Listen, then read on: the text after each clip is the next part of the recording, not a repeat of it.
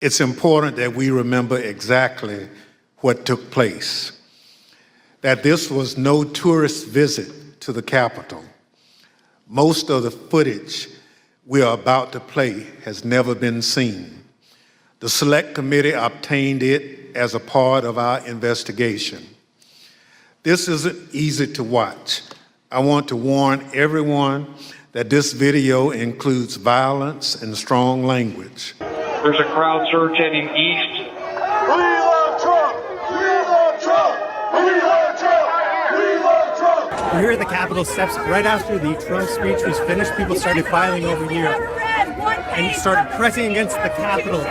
Police are spraying mace and pushing the lines back so people can get through.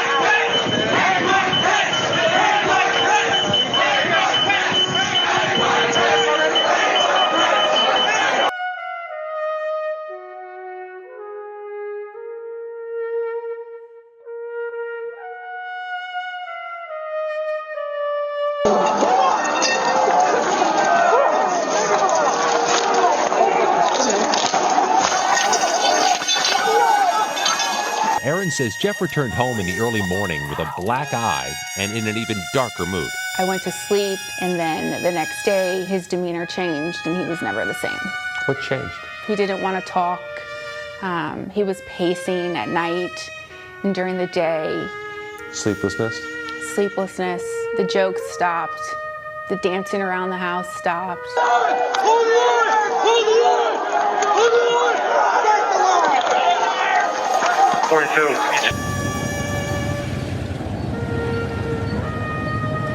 But now apparently everybody on the floor is putting on tear gas masks to prepare for a breach. Full part.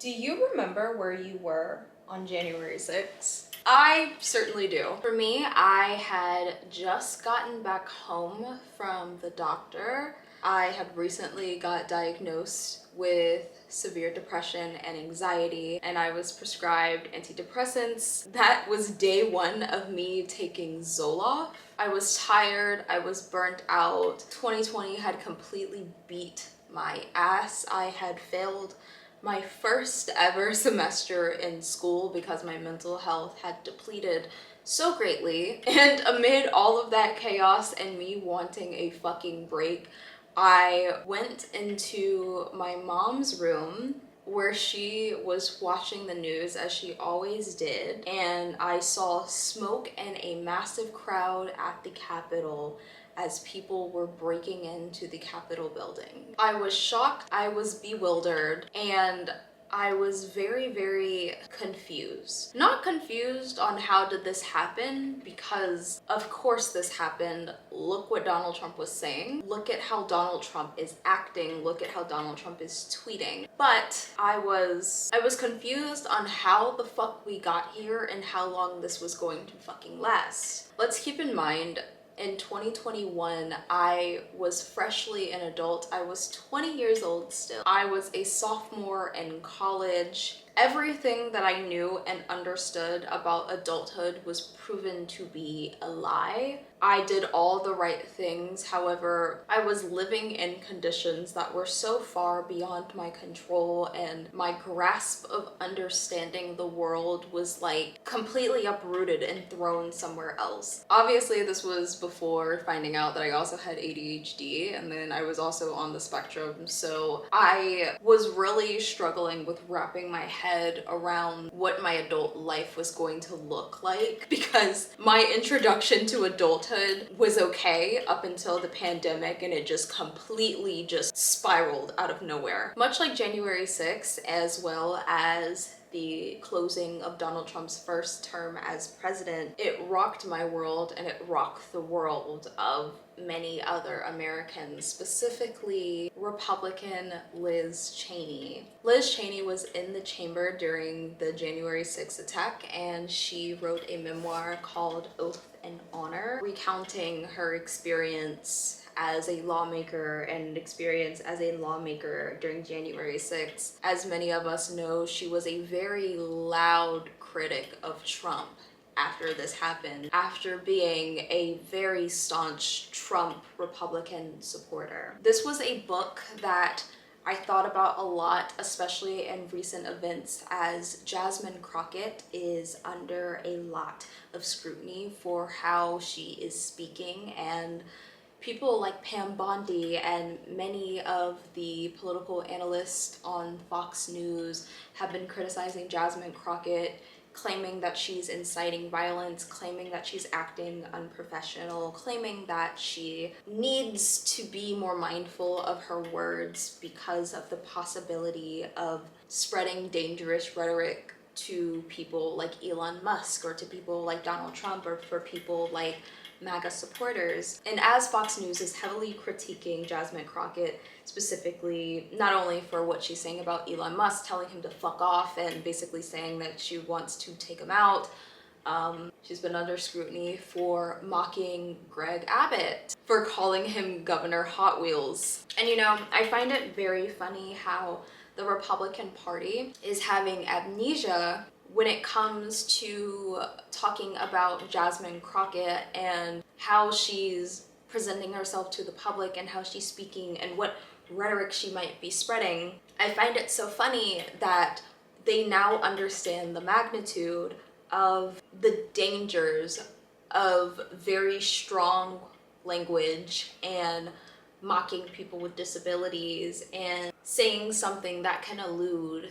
to violence. I find it so funny that they understand the magnitude of that when it's coming out of the mouth of Jasmine Crockett, but not out of the mouth of President Donald Trump, as if something like January 6th has not happened. When Jasmine Crockett was under scrutiny for those comments, I got on TikTok and I started reading excerpts from Oath and Honor, and a lot of people in my community had no idea that she wrote a book about January 6th, and many people have requested for me to read the full book.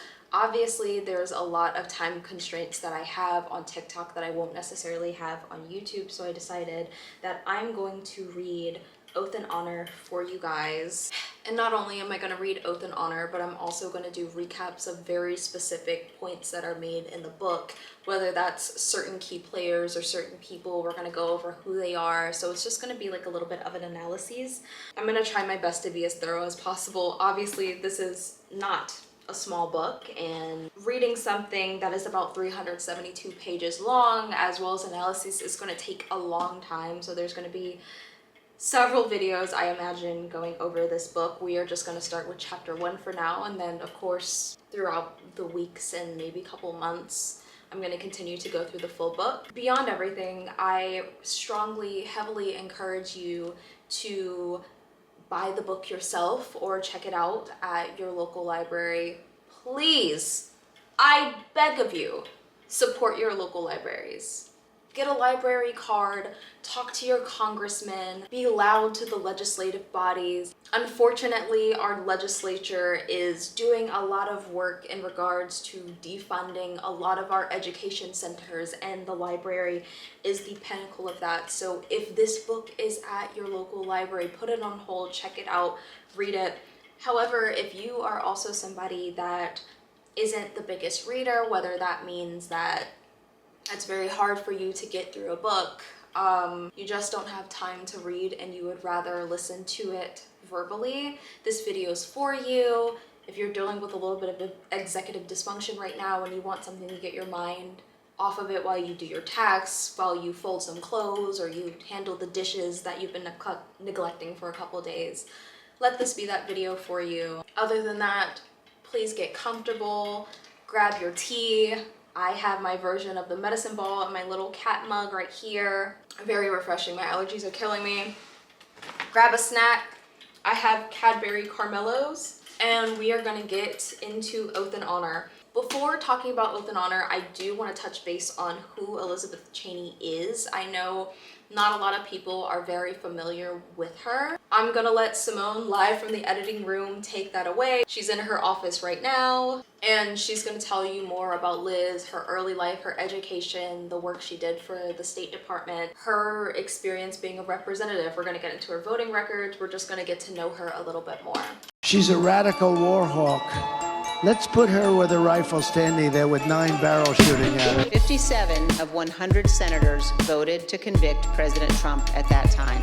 I think the president himself understands he didn't earn this prize. It is because of you. You held the line. You defended all of us. You defended the Capitol, and you defended the Constitution.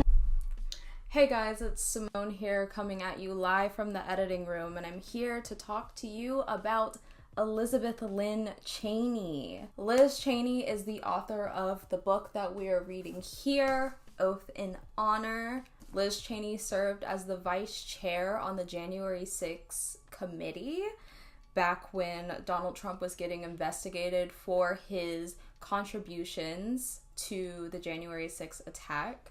I think it's incredibly important for us to understand who we are talking about here. Before, Liz Cheney was a massive critic to Donald Trump and the Republican Party. Before, she was somebody who campaigned alongside Kamala Harris in her 2024 presidential campaign. Liz Cheney was someone who was really polarizing and really controversial, and also somebody who was a massive supporter of Donald Trump. So I think it's incredibly important for us to have a general understanding of who she is, who she was, and what led her to who she is in this book. There definitely might be some points that we agree with here. There are definitely going to be some points that she makes that might make us uncomfortable. The important thing is I do not want us to see Liz Cheney as a completely good person or a completely bad person. She is simply a person, and she's also a voice of the party in power. Well, maybe not, but we'll get to that in a second. But, you know, the Republican Party is in power, and she's a Republican voice, and I think it's very important for us to really get some understanding of like who she is and what led her here. So let's get into it. We're going to talk about her early life. Also, I have it all written down, so I will be making less eye contact with you guys and more eye contact with my screen. So we're going to get into it. Liz Cheney was born in Madison, Wisconsin. She is the eldest of 2 daughters of former Vice President Dick Cheney and former Second Lady Lynn Cheney. She graduated from McLean High School in Washington, D.C. She received her BA from Colorado College, which is her mom's alma mater. She received her JD from University of Chicago Law School, so she was a practicing attorney. She worked in the State Department for 5 years and in the United States Agency for International Development. In the State Department, she was appointed Deputy Assistant Secretary of the State for Middle Eastern Affairs. That job was created especially for her upon recommendation of then Secretary of State Colin Powell. This appointment was in 2002, which is a year after the 9/11 attacks. This appointment was, according to the Sunday Times, a sign that America is getting serious about Middle East reform and a measure of the seriousness with which the administration was taking Middle East programs for literacy, education, and reform. We have to remember that at that time we had a very interesting relationship with the Middle East, and we still have a very interesting relationship with the Middle East. You will see here through a lot of her work, a lot of her job was based off taking an oath and honoring the nation. You will see these themes a lot. In this role, she was given control of the Middle East Partnership Initiative, which is designed to foster increased democracy and economic progress in a troubled region. Cheney was tasked to channel money to pre-screened groups, some that were not publicly identified for fear of retaliation from extant governments they sought to undermine. After 2 years, she left the State Department to work on the Bush-Cheney re-election campaign in 2004, participating in W Stands for Women, an initiative to target female voters. She decided to dip her foot in politics and running a campaign herself in her bid for the U.S. Senate in 2014. In 2013, she launched her campaign from Wyoming, challenging incumbent Mike Enzi. The National Republican Senatorial Committee said it would back Enzi since it was policy Though it seemed like she was going to get a lot of financial support and backing, that didn't necessarily happen. During her campaign, she was accused of carpetbagging because she lived in Wyoming for a few years as a child, and she just bought a home there the year before she put in her bid. Now, if you're unfamiliar with what carpetbagging is, carpetbagging, or someone who is referred to as a carpetbagger, is what Southerners use to describe opportunistic Northerners who came to the South after the Civil War to seemingly exploit the local population for their own financial, political, or social gain. These were coupled with people who promoted Republican politics, which, keep in mind, let's remember that the parties were flipped, so Republicans were the ones that were supporting giving African Americans the right to vote and to hold office. So carpetbaggers were coupled with people who were supporting Republican politics, but they were also coupled with people who saw the business and political opportunities because of how chaotic the South was post-war. Elizabeth Cheney was a huge critic of Barack Obama, who had just started his second term at the time. She said that she was not afraid of obstructing Obama's policies and his agenda because this was an act of patriotism. She also cited that Obama declared war on the First and Second Amendment, as well as the interest of Wyoming ranchers and energy workers who were being hit with regulations from the EPA or the United States Environmental Protection Agency. She ended up dropping out the race on January 6, 2024 due to health issues. January 6 is always going to be a very interesting date for her and for us in America as well. The point is, her 2014 bid for US Senate was riddled in controversy and criticism from her controversial foreign policy positions.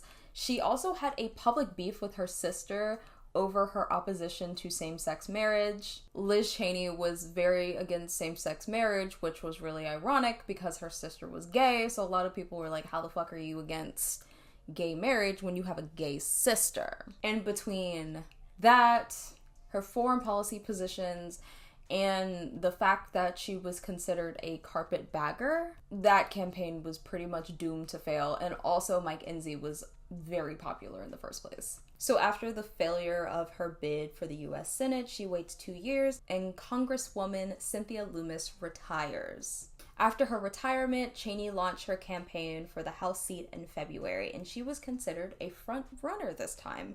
She won the primary, she won the seat, and then she also won re-election in 2018. So now that she's had a successful campaign and she's in office, let's get into her politics during the Trump era.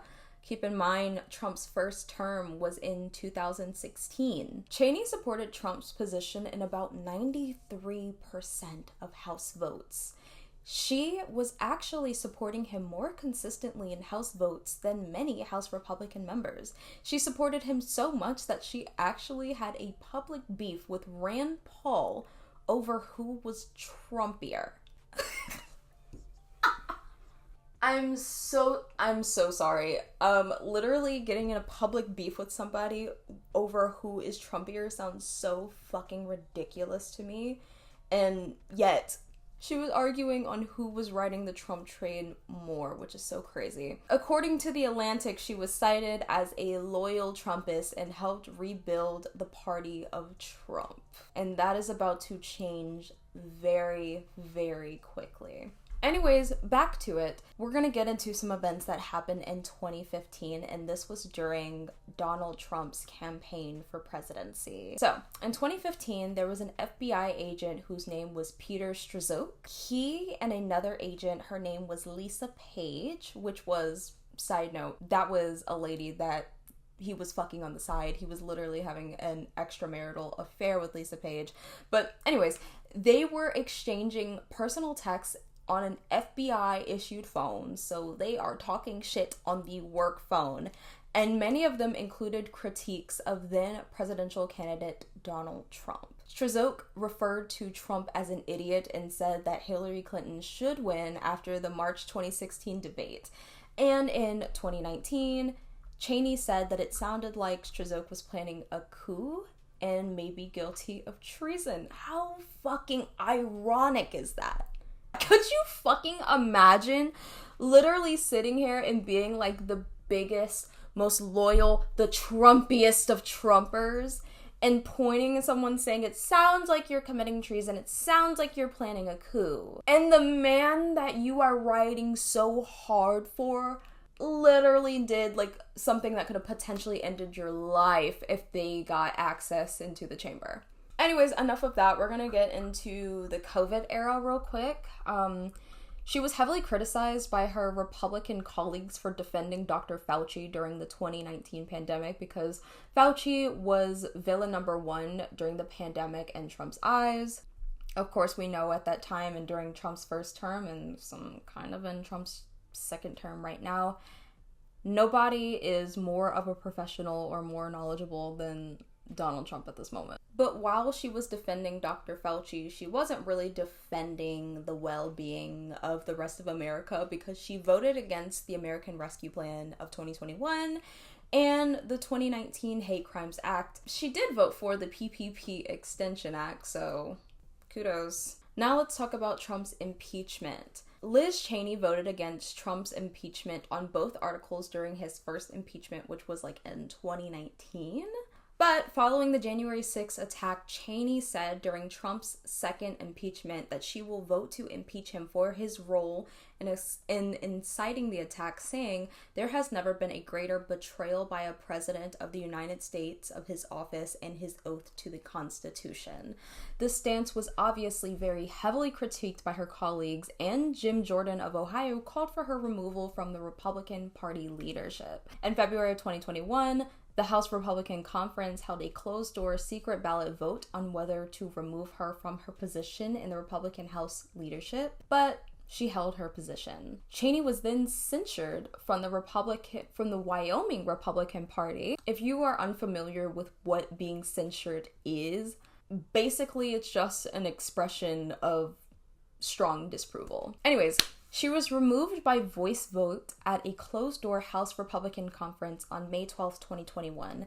She was so hated by Trump Republicans that she spent nearly $60,000 on private security. Let's get into that for a second. I can't imagine how fucking paranoid she was at this time. Not only was she in a position where her life was absolutely threatened, because January 6th was scary. If you are coming to the Capitol with a guillotine and a noose, was it a guillotine? I don't think it was a guillotine. I think it was just a noose.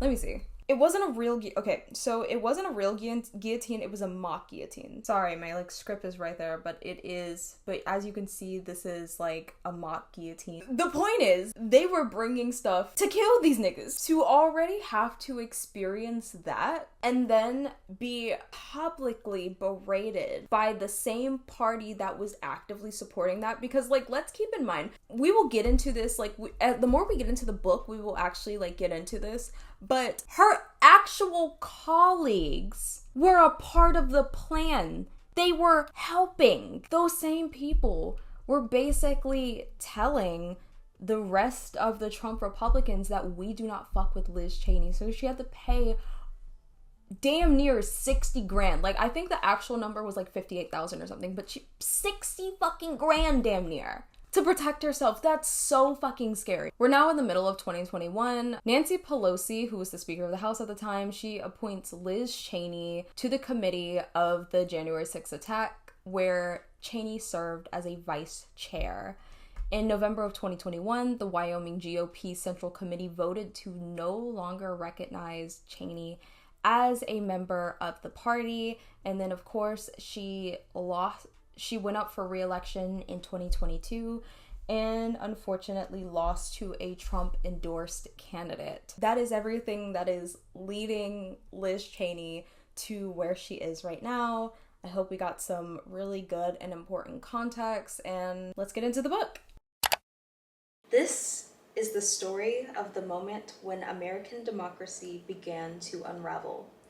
It is the story of the men and women who fought to save it, and of the enablers and collaborators whose actions ensured the threat would grow and metastasize. It is the story of the most dangerous man to ever inhabit the Oval Office, and the many steps he took to subvert our Constitution. Since 1797, when George Washington voluntarily handed the power of the presidency to John Adams, every American president had fulfilled his solemn obligation to guarantee the peaceful transfer of power until Donald Trump. When Trump lost the 2020 election, he attempted to overturn the results in order to seize power illegally and remain in office. When the violent mob he had mobilized laid siege to our Capitol, he watched the attack on television and refused for more than 3 hours to tell the rioters to leave. Donald Trump's actions violated the law and the oath he swore to the Constitution. Our founders built safeguards into our system of government to preserve our democratic process, but those safeguards require that men and women of goodwill, Americans elected to positions of public trust, put their duty to the Constitution above their party and above their loyalty to any one man. When our nation was tested after the presidential election of 2020, an alarming number of elected Republicans in Congress failed to do their duty. This is how the story of how that happened and why. It is a story that every American deserves to know. The end of this story has yet to be written. The threat continues. The outcome now is in the hands of the American people and our system of justice. The methods Donald Trump is using to undermine democracy are not unique to him. I saw authoritarian leaders use many of these same tactics in Eastern Europe, Russia, Ukraine, and across the Middle East when I was working for the US State Department. History is full of similar examples in countries around the world, but never in the United States until now. Like other aspiring autocrats, Donald Trump cannot succeed alone. He depends upon enablers and collaborators. Every American should understand what his enablers in Congress and in the leadership of the Republican Party were willing to do to help Trump seize power in the months after he lost the 2020 presidential election, and what they continue to do to this day. So strong is the lure of power that men and women who have once seemed reasonable and responsible were suddenly willing to violate their oath to the Constitution out of the political expediency and loyalty to Donald Trump. In the aftermath of January 6th, when senior Republican congressmen who knew the danger Trump posed but would not speak out because he feared the political consequences, said to me, "Surviving is all that matters, Liz." It was a sad moment. Elected officials who believe their own political survival is more important than anything else threaten the survival of our republic, no matter what they tell themselves to justify their cowardice. At the height of the Cold War in 1983, Ronald Reagan addressed the nation from the Oval Office. He said this about our duty to defend freedom. It is up to us in our time to choose, and choose wisely between the hard but necessary task of preserving peace and freedom, and the temptation to ignore our duty and blindly hope for the best while the enemies of freedom grow stronger day by day. The threat that we face today is different, but no less perilous. Our duty remains the same. It is up to each one of us to take seriously our obligation to safeguard the miracle of American freedom. We must abide by our duty to the Constitution and demand that our political leaders do the same. Politicians who minimize the threat, repeat the lies, or enable the liar are not fit for office. Most importantly, we cannot make the grave mistake of returning Donald Trump, the man who caused January 6th, to the White House, or to any position of public trust ever again. Part 1, The Plot Against America. Election Day 2020 to January 5th, 2021. Chapter 1. The only thing that matters is winning. 2 days after the 2020 election, House Republican leader Kevin McCarthy told me he had talked to Donald Trump. "He knows it's over," McCarthy said. "Trump just needed some time to process the loss. He needs to go through all the stages of grief," McCarthy added. For Trump, the stages of grief seemed to involve tweeting in all caps. Shortly after 9 a.m. on November 5th, he tweeted, "Stop the count!" An hour later, at 10:09 a.m., "Any vote that came in after Election Day will not be counted." 30 minutes later, Trump retweeted himself, "Stop the count!" Shortly after noon. "Stop the fraud!" Donald Trump had been told repeatedly by his top campaign advisors, including on Election Day itself, that early returns on election night could show him leading initially, but that those numbers were likely to change as absentee and mail-in votes were counted. This happens in every presidential election. In many states, election day votes were counted first, and a larger percentage of Republicans than Democrats voted on election day. This was even more likely to be the case in 2020 because Trump had spent months, against the advice of his political advisors, urging Republicans not to cast absentee and mail-in votes and to vote in person on election day instead. Donald Trump knew that there would be a red mirage, in which he seemed to be ahead at the outset. He helped create the red mirage. Despite this, he claimed that the phenomenon was evidence of major fraud. We were up by nearly 700,000 votes in Pennsylvania. I won Pennsylvania by a lot, and that gets whittled down, he said in remarks from the White House briefing room on November 5th. Likewise in Georgia, I won by a lot. A lot.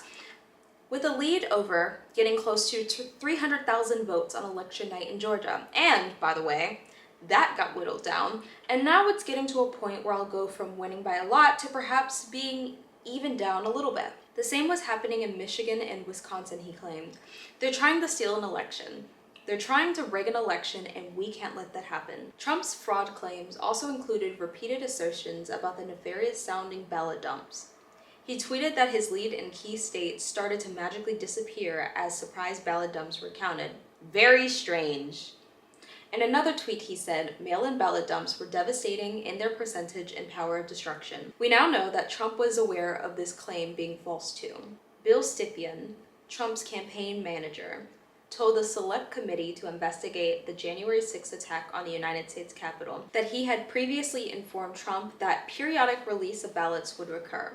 Once again, Trump was taking something he knew to be a routine feature of the counting process and making it seem criminal. When McCarthy and I spoke on November 5th, we discussed the fact that although the election hadn't been called for Joe Biden, it seemed likely that would happen too. When Biden's tally in the Electoral College reached 270, the dynamic would shift and people would start looking towards the future, the next administration, and the new Congress. McCarthy appeared to be dealing in reality. This made it all the more surprising when I saw his appearance on Fox News just hours later. President Trump won this election, Kevin proclaimed. So everyone who is listening, do not be quiet. Do not be silent about this. We cannot allow this to happen before our very eyes. McCarthy knew that what he was saying was not true. Every candidate has the right to bring legal challenges in court if they have evidence of fraud or irregularities in the election. This is what I expected to happen next. But even as the Trump team was beginning to discuss and file those suits, there were signs that Trump and his supporters might not accept the outcome of any legal challenges. One of the first hints I saw of this only came a couple days after the election in a tweet by a Trump supporter and radio personality Mark Levin. I had known Mark for many years. He had supported me in the past. During the 2016 primaries, Mark initially supported Ted Cruz. At one point before Trump's 2016 nomination, Mark had declared himself never Trump. But all of that had changed over the past 4 years. Mark had never become an ardent defender of Trump, sometimes signaling what people inside Trump's orbit were thinking. On March 15, 2020, Levin tweeted this in all caps. Reminder to the Republican state legislators, you have the final say over choosing of electors, not by any board of elections, secretary of state, governor, or even court. You have the final say. Article 2 of the federal Constitution, so get ready to do your constitutional duty.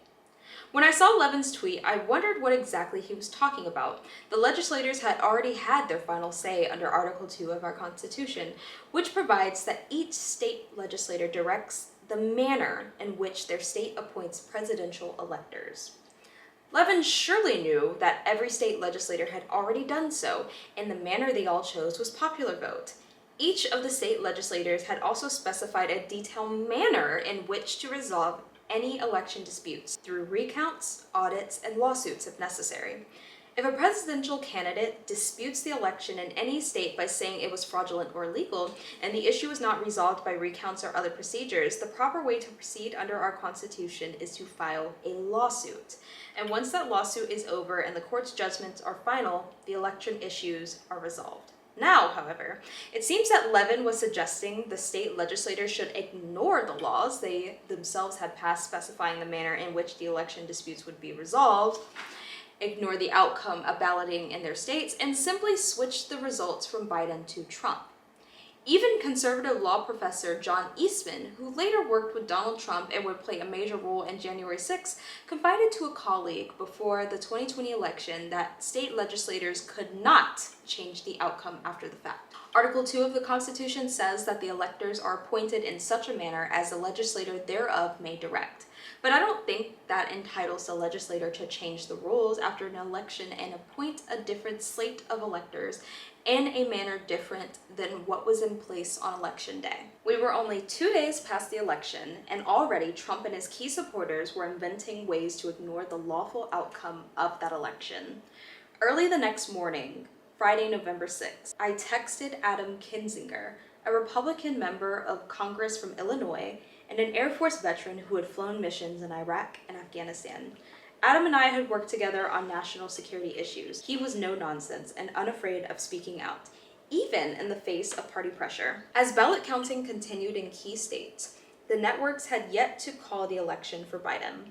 I thought it would be called soon, and once that happened, I believed Republicans in Congress would accept the results and move on. However, Levin's tweet and other public statements by Trump and his supporters made me think we needed to be prepared in case attempts were made to pursue paths like the one Levin was suggesting. I asked Adam to help me pull together a list of Republican members we can count on if it became necessary to step forward publicly and put a stop to the nonsense. Kinzinger readily agreed. I had been elected 2 years earlier by my colleagues to serve as chair of the House Republican Conference. The conference chair is the third-ranking Republican in the House, responsible for communications and messaging for the Republican Conference. As conference chair, I also convened the weekly conference meetings for all House Republicans.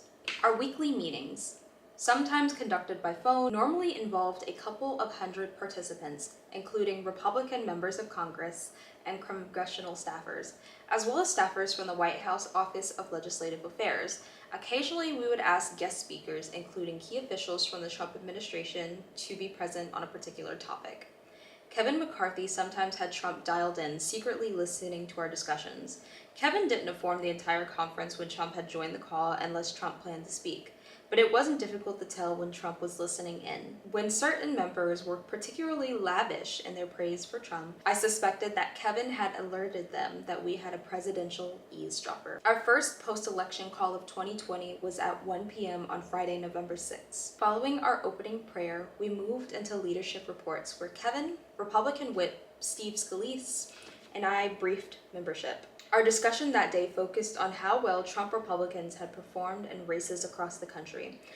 Though projected to lose seats, we had gained 15, leaving Democrats with a narrow 9-seat majority. After leadership reports, we opened up the call for questions and comments from other members. Most commended the House Republicans' success on election night, and a number of them described what had happened in their own districts or states. Not a single member of Congress, including those from the states Trump was already saying he had been stolen from him, suggested that their own election had been rigged or had flawed in any way. There were questions about the process the Trump campaign was likely to pursue going forward, and some discussion of possible audits, recounts, or other election-related litigation. After Kevin's appearance on Fox News the night before, I had learned from several colleagues unhappy that he was echoing Trump's stolen election claims.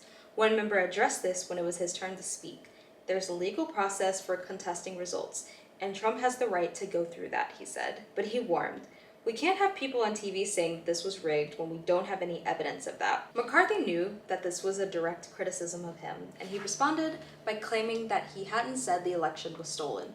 His denial was impossible to reconcile with the videos of his Fox News appearance. When it was Jim Jordan's turn to speak, the Ohio congressman, perhaps Trump's closest ally in the White House, was dismissive of the discussion about the legal process for challenges and recounts. Jordan was not interested in understanding or discussing the rules. He didn't even seem to think the rules mattered. The only thing that matters, Jordan said, is winning. As we know now, Trump's own campaign leadership was meeting with him to tell him that he was not, in fact, winning. At a meeting on Friday, November 6th, and again on Saturday, November 7th, they informed the president that he had almost certainly lost.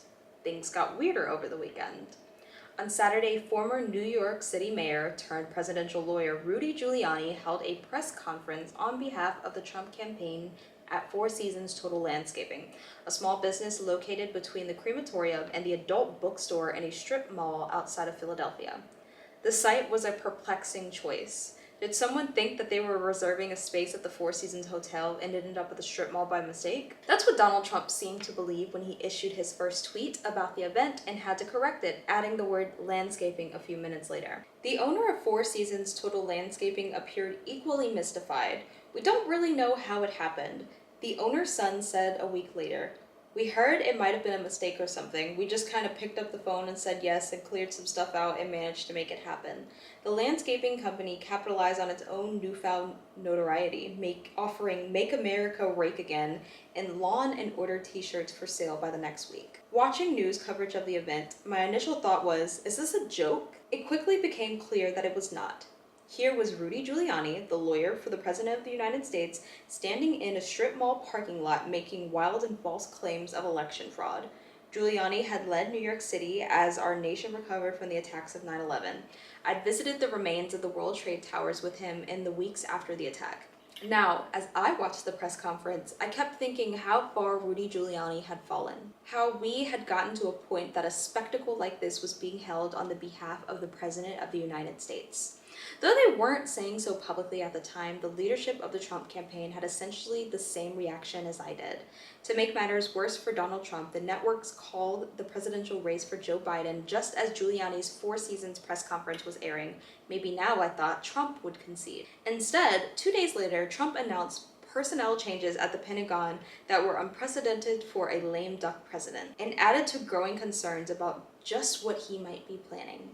On November 9th, Trump fired his Secretary of Defense, Mark Esper. I had known Mark for many years. We'd first worked together in 2008 when Tennessee Senator Fred Thompson ran for president, and Mark and I were foreign policy advisors to his campaign. I respected Mark and knew he was trying to do the right thing in a very tough set of circumstances. I was serving on the House Armed Service Committee at the time, charged with overseeing the Department of Defense, DoD. Esper's firing was deeply disquieting. The period of transition from one administration to the next is a time of heightened potential vulnerability for the United States. What happens at the Pentagon is especially important. Ensuring stability and a smooth transition is crucial. No lame duck president focused on securing the nation would replace his top civilian leaders at DoD days after losing an election, yet that's what Trump was doing. Eric Edelman, a tremendously skilled and effective career ambassador who had served presidents of both parties at the highest level of government, including the White House and the State Department, and as Undersecretary of Defensive Policy, described it to me this way: "This is getting very serious, very dangerous, and very worrisome, even for folks who are disposed to remain calm." Esper believed he had been fired in part because he had made it clear that he would not stand for any use of the military to contest the outcome of an election. Trump's appointment of Chris Miller to replace Esper was a further troubling sign. Despite a lengthy career in special operations, Miller lacked any expertise or relevant background in dealing with what had become our nation's greatest challenge: the threat from great power competitors China and Russia. He had no familiarity with the huge array of policy changes facing the Defense Department, its acquisition process, or its sprawling bureaucracy. Although Chris Miller had briefly been placed in charge of the National Counterterrorism Center, he had never managed anything close to the scale of DoD. He was quite possibly the least qualified nominee to become Secretary of Defense since the position was created in 1947. At the same time, Trump moved to install other loyalists in what seemed an effort to ensure the inexperienced Miller could be guided and his decision shaped to suit Trump's whims. Kash Patel was appointed on November 10th to serve as Chris Miller's chief of staff. As far as I knew, Patel had no military experience. He had never served in any capacity at the Defense Department, but Patel was a Donald Trump loyalist. The president had reportedly attempted to appoint Patel to several other positions throughout the government, including as deputy CIA director and deputy FBI director, only to meet strong resistance, including threats of resignation from agency professionals who would have to work with Patel. Douglas Macgregor, a retired colonel who regularly spreads pro-Putin propaganda on American airwaves, was named senior advisor to the Secretary of Defense. Trump had nominated Macgregor to be U.S. ambassador to Germany a few months earlier, but Macgregor failed to win confirmation. Now he was installed in the upper echelons of the Pentagon. Trump had also named retired Brigadier General Anthony Tata to be acting Undersecretary of Defense for Policy. Tata was yet another Trump nominee unable to win Senate confirmation. In this case, Trump was appointing him to the very position for which the state had refused to confirm him just a few months earlier. Taken together, these appointments were deeply troubling. Trump had lost the election. Why was he appointing inexperienced loyalists to be the most senior civilian positions in the Pentagon at a moment when stability was key? Why was he making these moves if he intended to begin an orderly and peaceful presidential transition to Joe Biden? It was an ominous sign for things to come. All right, my friends, that was chapter 1 of Liz Cheney, Oath and Honor. Okay, now that we've read chapter 1, I'm going to give it back to Simone live from the editing room. We're gonna talk about a lot of the key people, some of the key positions, some of the themes that we're starting to see, and we'll go from there. I hate to feel like I'm lecturing you guys because I am not a teacher or a professor in any capacity. However, I think that it's incredibly important for us to really consider the themes in this book, especially as they relate to things that are happening in our current event right now. Mind you, this was written and released during Joe Biden's first and so far only term as president. This was clearly to warn the US to not vote Donald Trump back in office, but that's exactly what happened now. So, and now that we're still going through the journey of Trump's first 100 days in office, I think these discussions are very, very important. So that is all I have from Simone live from the reading chair, and we are going to give it up for Simone live from the editing room so we could talk about this a little further, so I can teach you guys a couple things. Hello, welcome back. Once again, it's Simone live from the editing room. We're going to do, what should we call this? Should we call this like the editing room recap? Reading recap? I don't know. Let me know. I decided to go with birds today because of a lot of these events center around our prolific tweeter president, Donald Trump. I wanted to add some supplemental information to what we're reading. Liz Cheney, in my opinion, does a really good job of describing the people and the events and the terminology that she's talking about. So obviously I don't have to do too much on my end, but I did want to add some like extra context. So we are going to start with a prologue. Of course, Liz Cheney cites George Washington's peaceful transfer of power to John Adams, and I wanted to touch base a little bit on George Washington's opinion on running for a third term. Obviously, a presidential term limit wasn't something that was introduced until 1951 with the 22nd Amendment.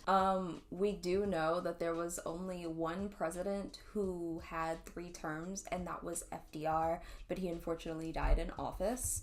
Before there was this term limit, George Washington set the precedent that presidents would only have 2 terms, and every other president went alongside with it. But before George Washington made it abundantly clear that he was not going to run a third time, he had received a letter by Jonathan Thumble Jr., who was the governor of Connecticut, who also was Washington's military secretary during the Revolution. Former Governor Thumble Jr. had urged him to run for a third term as president, saying, "The election of a president was near at hand." I'll just read the quote. "Election of a president in near at hand, and I have confidence in believing that should your name be brought up, you will not disappoint the hopes and desires of the wise and good in every state by refusing to come forward once more to the relief and support of your injured company."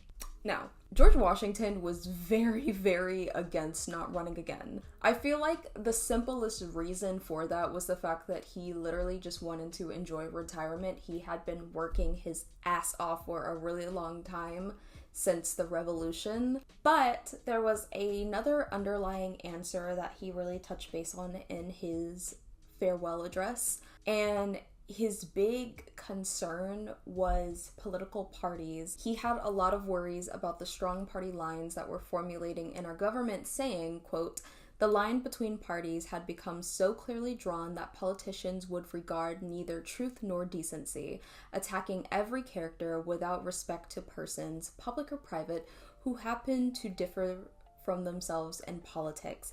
Even if I were willing to run for president again as a Federalist, I'm thoroughly convinced that I should not draw a single vote from the anti-federal side." Again, in Washington's farewell address, he predicted that unprincipled men will be enabled to subvert the power of the people and to usurp for themselves the reins of government. Let the Democratic Republicans set up a broomstick and call it a true son of liberty, a Democrat, or give any other epithet that will suit their purpose, and it will command their votes in toto. So in the prologue of Oath and Honor, Liz Cheney cites Donald Trump as an aspiring autocrat, and I would like to get into what that is. An autocrat is defined as a ruler who holds absolute power and makes decisions without consulting others, often has unchecked authority, leading to limited individual freedoms and lack of democratic process. An autocracy is a form of government in which absolute power is held by the state of government. Autocratic governments are classified as totalitarian when they engage in direct control of citizens' lives. When they do not control citizens' lives, they are often labeled as authoritarian. Totalitarian governments do not allow political or cultural pluralism. Instead, citizens are expected to be devoted to a single ideological vision and demonstrate their support of the state ideology through political engagement. Totalitarianism is associated with communist states and Nazi Germany. Now we're going to get into some deeper discussions of what's going on in Chapter 1, specifically highlighting some of the notable figures. So first we're going to talk about Kevin McCarthy of California, aka the guy who went up for House Speaker 15 times after a slew of failures. If I'm not mistaken, that is that is the highest amount of House Speaker votes since the Civil War. Don't quote me on that, but I feel like that's correct. I don't know. At the time of the 2020 election, he served as a House Republican leader, specifically the House Minority Leader. So we're going to get into the leadership in the House, right? So party leaders, or they're also known as floor leaders, are congresspeople who coordinate legislative initiatives and serve as the chief spokesperson for their parties on the House floor. Minority leaders have a wide array of partisan assignments, like 1, providing campaign assistance to political party incumbents and challengers, 2, devising strategies that advance party objectives, like stalling action on a majority party's agenda, 3, working to promote and publicize the party's agenda, 4, if their party controls the White House, speak regularly with the president and the president's aides about issues before Congress, the administration's agenda, and political events. 5, striving to promote party harmony to maximize the chances for legislative and political success. And right now in our current government, in our current legislative branch, our current minority leader is New York's Hakeem Jeffries, a Democrat. Now let's talk about Mark Levin of the Mark Levin Radio Show. Mark Levin is an American broadcast news analyst, lawyer, political commentator, radio personality, and a writer. That is a handful of things. My God, he wears so many fucking hats. He is the host of the Mark Levin Show on the radio and Fox News's Life, Liberty, and Levin. After graduating law school, he worked for Texas Instruments, the calculator brand. You remember these TI calculators? I have 2 of them. I have the TI 84 Plus and the TI 30XS. I do not miss math. Anyways, in 1981, he worked in President Reagan's administration, beginning at Action.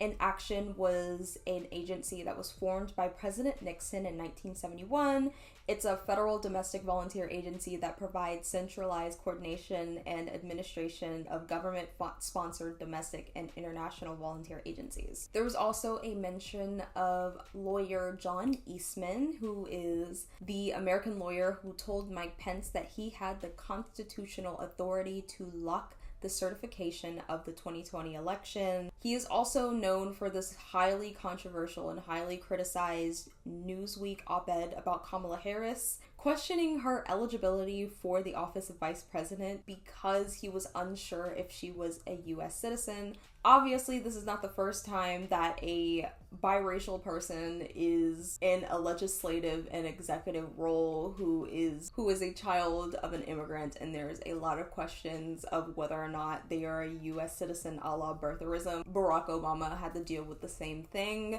because his father was Kenyan even though he was born in Hawaii. But anyways, boo, tomato, tomato, let's move on. We're going to talk about Adam Kinzinger of Illinois. Adam is one of the 10 Republicans who voted to impeach Trump for incitement of insurrection in his second impeachment. He voted to create the Select Committee to investigate the 2021 J6 attack, and he also served in that committee. And our last notable figure of the chapter that I'm going to discuss today is Rudy Giuliani. He is an American politician and disbarred lawyer. If you are unfamiliar with what a disbarred lawyer is, disbarred means removing a lawyer from the bar association or practice of law, revoking their law license, or admission to practice law. And disbarment is usually a punishment for unethical or criminal conduct, but it's also something that happens to incompetent lawyers. He served as mayor of New York during the 9/11 attack and was referred to as America's mayor, even being named Time Magazine's Person of the Year for 2001. As controversial as Giuliani is, obviously Liz Cheney was very confused on how he had this massive fall from grace because he was seemingly somebody very well respected. He was praised for his response after 9/11. But let's get into a couple of things that his administration did. For one, the Giuliani administration supported protection of illegal immigrants, continued a policy of preventing city employees from contracting the Immigration and Naturalization Service about immigration violations on the grounds that illegal immigrants should be able to take actions such as sending their children to school or reporting crimes to the police without fear of deportation. He also provided gay and lesbian New Yorkers domestic partnership rights, codifying local law by granting all city employees equal benefits for their domestic partners in 1998. It's so interesting to hear about the things that his administration did in like how he was in the 90s and early 2000s versus in how he's operating in recent years and how he'll operate further in the book, but I guess we'll get to that later. I now want to move on to some notable terms. Here's a term that is used a lot during elections and something that is also directly mentioned in the book. It is red mirage, which is a phenomenon by which Republican candidates may appear to have strong leads on election night. Mirage is a very important word here as it describes the way that initial reporting of results can be misleading. There's also a mention of Article 2 of the Constitution, and Article 2 establishes the executive branch headed by a single president. It also outlines the method for electing the president, the scope of the president's powers and duties, and the process of removing one from office. Article 2 is very controversial as it gives a broad grant of power and potential for its interpretation to expand presidential authority.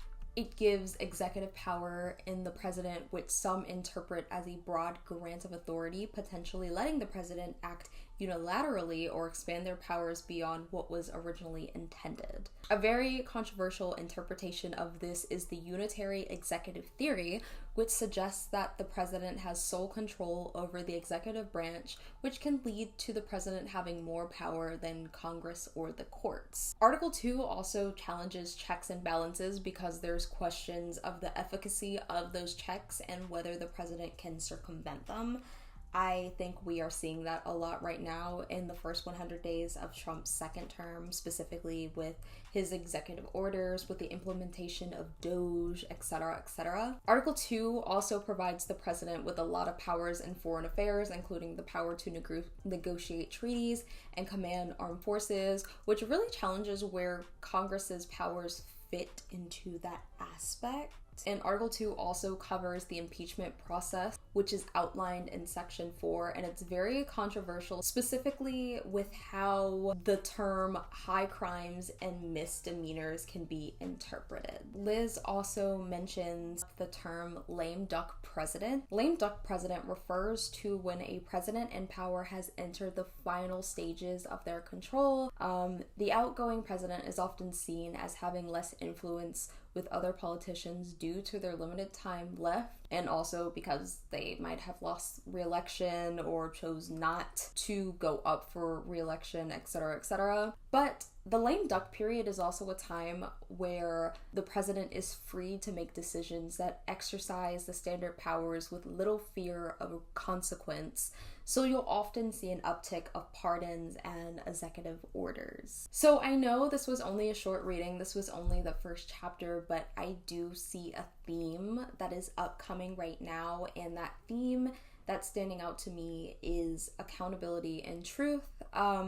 There's a lot of back and forth regarding the truth of the 2020 election. There are Republican leaders who are aware that Donald Trump has lost the election while continuously enabling his antics leading up to January 6th. We can clearly see some back and forth where Republican leaders are having conversations with Liz Cheney in private, talking about he absolutely lost the election and he just needs some time to grieve. That is something that Kevin McCarthy said. But right after having that conversation, he will turn around and other Republicans will turn around on these conservative news media outlets or on Twitter and basically say that Donald Trump didn't lose, that Donald Trump won and the election is rigged. And choosing to be publicly silent or even enabling Donald Trump's behavior and his rhetoric is proven to be incredibly dangerous as we unpack the events leading up to the attack and the attack itself. So as we are picking up on the fact that there are people like Kevin McCarthy who are choosing to remain silent or enable Trump's chaos,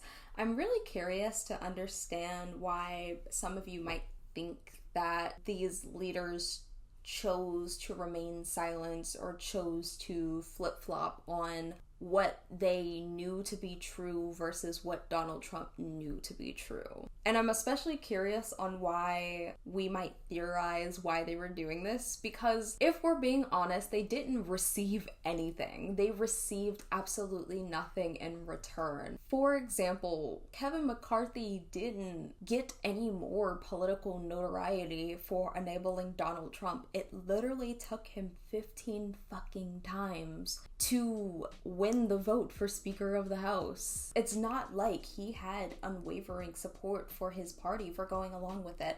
So I'm really curious on what we're thinking the thought process was, maybe why that is. So please let me know what you guys think in the comment section below. That is it for me today. Thank you so much for reading with me. Thank you so much for having this conversation with me, and I will see you guys in the next one.